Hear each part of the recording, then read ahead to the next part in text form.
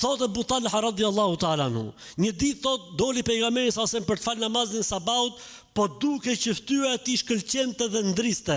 Dhe i tha: "Mo pejgamberi i Zotit, po shohim sot që fytyra jote vezëllim dhe dritë dhe je shumë i lumtur." Tha: "Po si mos jemi lumtur? Sa po më erdhi Xhibrili alayhi salatu selam dhe më tha: O Muhammed, Allahu xhalla xhelaluhu po të thot, Allahu po i thot pejgamberit alayhi salatu selam, a nuk je i kënaqur ti o Muhammed sallallahu alaihi wasallam, a nuk je i kënaqur ti o Muhammed se për çdo njeri nga ymeti yt, pasuesit e tu, që çon një herë salavat për ty, unë do t'ja kthej atij me 10 sevape, do t'i fshij 10 gjunahe, do ta ngrej 10 grad dhe do t'ja kthej lutjen dhe duan 10 fish."